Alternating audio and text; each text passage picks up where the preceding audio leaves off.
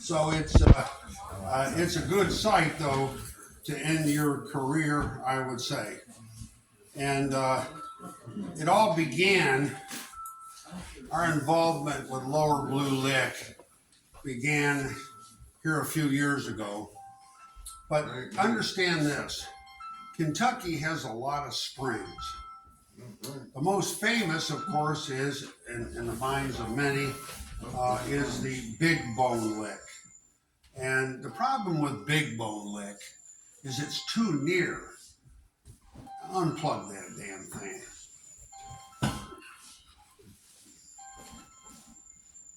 It's too near the Ohio River.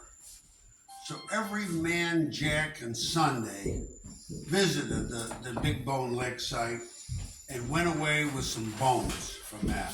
And they ended up in museums in Europe and museums in Washington, D.C. But some of them ended up down at the bottom of the Ohio River when the barges sank, hauling them down to New Orleans. And it just was, there were no records kept, and people were digging at Big Bone Lick since 1758.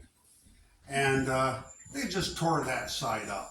So sure, there, and it's near the Ohio River, only 4 miles away. But sure, there's wonderful stuff there, but it's just torn up. That site is so torn up. There's so many people involved that you just can't do any systematic work there likely anymore. So what do? We picked the Lower Blue Lick site because it's like 30 miles, more or less, south of the Ohio River. And of course, it's south of the town of Maysville. I don't know if any of you have ever been to Maysville. You have. It's a river town. You have. It's a river town, and it's real pretty, but it's on a buffalo trace. So the buffalo would cross the Ohio River, and they were doing this until went extinct in the east, and then headed down to the saline spring at Lower Blue Lick, and they made a road. There were so many of these animals that there was the trace was like a road. You could drive a carriage down it, as good as any of the roads in the 18th century, and get to this. And this is, you were just following an animal trail. So the animals were coming down to Lower Blue Lick, 30 miles south of the river. So the river, the casual visitor didn't go down there to tear it apart. Is what happened. So it kind of escaped too much attention. But it was a famous place because it was a saline spring. And Daniel Boone was captured there in 1778, plus like 28 or 30 of his friends, and taken up to the Shawnee towns in Ohio at Chillicothe. And of course, Daniel Boone was highly respected, so he kind of was adopted, and he was treated like he was the Indians liked him, right? Although they captured him, but he escaped from them, but that's kind of what was happening. So this was a disputed country by the Shawnee Indians and the Wyandot and a few other Miami Indians. They were all coming down and killing the Kentuckians. And the Kentuckians were going up there and killing them. So this was a warring going on, and Lower Blue Lick played a role in those Indian wars of the 18th century. And finally, it culminated in the disastrous battle of Lower Blue Lick, which was the last major engagement of the American Revolution, and it happened in 1782. Actually, the war was over in the East, but it still was being fought in Kentucky, frankly. And the cream, if you will, of Kentucky manhood met their end on the day there. They were pursuing a party of British and Indians who had come into Kentucky and laid waste to Paris, Kentucky, and near Lexington. And so a cavalry detachment, mounted detachment of Kentuckians was hot on their heels. And they crossed the river, and there was an ambush laid for those men. And, well, I don't know exactly how many men died that day, but it was 70 or 80. Killed in 15 minutes. Daniel Boone's son, one of his sons, his oldest son, Colonel Trigg, who gave his name to Trigg County, Colonel Todd, who gave his name to Todd County, and a few other important Kentucky people were killed on that day. And there's a state park there. It's called the Blue Licks Battlefield State Park, but it's not the spring. The Blue Licks Spring is actually immediately to the south of the park. Now that land, well, the people who own that land, they didn't want to sell it to the state of Kentucky. I don't know why, but they didn't get along with the state of Kentucky any too much. But what we learned about it, that this land was up for sale, and Denny Vesper, whom some of you know, a Kentuckian and a good friend of mine, he's a farmer. He has money in his pocket, and he paid $100,000 for those 18 acres, and now we own it. And we can dig as we please. All right? And that's exactly what we're doing. But what drove us to even be involved in Lower Blue Lick? Denny Vesper was, he was quite well aware of my writings about the sled and the sled burial, which is present at the Clovis site, the Hiscock Clovis site in western New York State. And I illustrated these sled runners. I mean, these sled runners are made from mastodon ivory. I mean, and they look like runners. I don't know why they were never recognized as runners, but runners they are. And I illustrated them. I published them in the journal that I write for these days, called Lanthropology. It's the oldest archaeological journal in the world. I'm an old world prehistorian, so it's my honor, to publish articles about what we find here in North America for our European colleagues, right? Our Russian colleagues. The Russians are subscribed to this journal. I mean, I can't even email my Russian friends anymore, and acquaintances. That none of my emails go through, but they can, I suppose, read Lanthropology. So in any case, the article about the sled runners got published, and Denny had a copy of that, so he was quite familiar with what the sled runners look like, right? So imagine his surprise when he went through the Blue Licks Battlefield Museum, and there in a case was a sled runner. And he called me up. I remember the day he called me up. He said, Mike, I've seen another sled runner. And I said, where in hell have you seen this sled runner? He said, here down in Kentucky at the Blue Licks Battlefield Museum.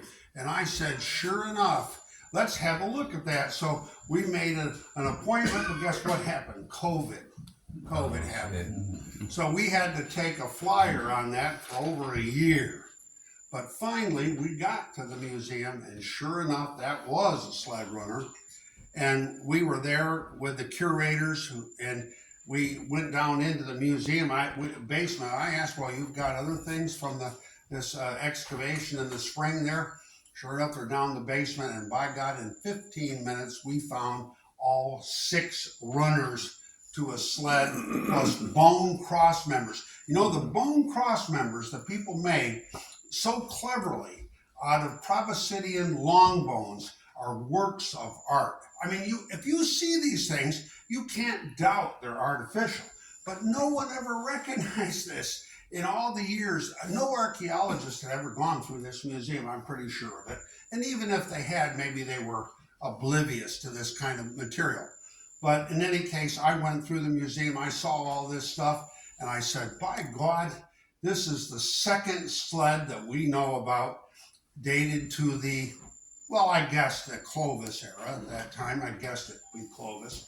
But I started to get money to date these things. And I got all 6 runners dated. And lo and behold, a very strong argument can be made, because you've got all 6 runners dated, and the central runners are the biggest ones and are the load-bearing ones, and strength in ivory means freshness, and they have the exact same date, both runners on both sides of the sled, 12,500 calendar years, radiocarbon years before present, which calibrates to 15,000 calendar years before present, making this sled the oldest sled in the world that is known, although there must be older ones in Eurasia. But the fact is they haven't been found yet. And so I wrote an article along with Dr. Heron about these sleds, and it got published in L'Anthropologie again, and now everyone in the old world and other parts of the world are hip to the sleds that we have from the Hiscox site and the Lower Blue Lake site. So that being said, now where did these sled runners come from? Well, in 1897, 98, and 99, the spring failed, the Saline Spring. And there were hotels there, and everyone was, worried that their business their legs would be cut out from underneath them. They'd lose money, and so they offered a $5,000 reward, which was a considerable sum back then. If anyone could get that spring flowing again, that they'd get that money. Well, the spring hole was there. Everyone thought the spring welled up from the bottom of this deep hole, but it didn't do that at all. It's far more complex. And I think the New Madrid fault had something to do with choking off the flow of that spring. Because, all the bedrock is connected in Kentucky. Imagine a Richter 10 earthquake happening today. In fact, this is where the Richter 10 earthquake occurred. How'd you like to have it happen again? We'd be in this house and we'd be killed is what would happen right here. All of us would die from a Richter 10 event. And that's what happened back in, 1811 or 1812? It was calamitous. In any case, it had effect, I think, on the bedrock in Kentucky all the way across, and we know the spring is somehow connected with fault lines, so it probably choked it off. See, so this guy in 1897, 99, this guy Tom Hunter, who did the digging in the spring hole, he didn't have a chance in hell of getting that spring started again. But he didn't do that. In fact, he didn't get that $5,000. But what he did was find all these bones that were in that spring hole. That spring hole was very deep, 12 to 14 feet deep of water, a pothole probably formed during the Iowan or Illinois glaciation. And the ancient people regarded this hole as a portal to the underworld. And so they took one of these sleds with a body on it, probably a shaman. This was a hearse, and they dumped it right into the spring hole. That's what they did. Now, in addition to that sled and that body, and we know that human bones were found in that spring hole. They didn't use sieves, but we have record. I got a very rare report. I just got a hold of a copy. I have it right in my bedroom. Human teeth and thing were found down in the bottom of that spring hole. And so they got a body. So if you can relocate the spring hole, we can use sieves and we can dig it out. And what are we going to find? We're going to find the oldest human skeletal remains in the New World. How's that? And they're going to be the age of that sled, which was a hearse, and it'll be 15,000 years. But they're down there in that spring hole yet, I'm quite certain. But other things got found. And you know what? They're in the museum. Now, getting to access to this collection is difficult because you got to do it by appointment. And these days, they have Jennifer Spence, who's the curator of Kentucky Parks, has the responsibility of running 8 different museums or collections. So she's got to share her time among 8 different institutions, don't you know? And you got to get her. Her office is in Frankfort, so she drives 100 miles from Frankfort to Lower Blue Lake, meets me, let's say 10 in the morning. She's very punctual. And then I get 3.5 hours of her time before she has to drive back to the office. That ain't much time. How'd you like to have a 3.5 hour workday? You can't get much done in that short period of time. So I haven't gone through the whole collection yet. But in August, I had an idea.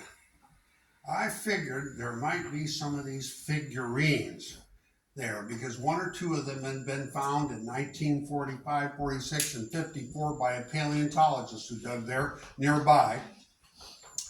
And he had, just a great figurine. I thought it was a figurine of a proboscidean in his excavation. We don't know where that thing got off to. It's missing. It's missing. It's gone missing. But anyways, I decided to go into the museum, look at the loose teeth they had there. And they had 37 mastodon teeth and 1 mammoth tooth. And that's about the proportion. There's 1 mammoth and maybe, to say 20 mastodons. It's mostly a mastodon site, but there are some mammoth there.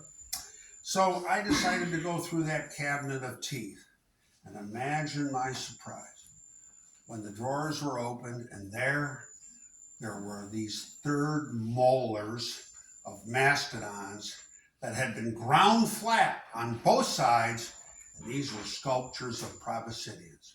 And now I've learned, because we opened another drawer that Jennifer had forgotten about, we found 2 more. So now we have 6 figurines, representations of proboscideans, as good as any representation of a proboscidean known for the old world. So that's the beginning of my lecture tonight, and I'm going to pass around to, I don't only have maybe 8 or 10, but I have these things. Share this on the couch here if you don't mind, and share this one on this settee if you don't mind, and maybe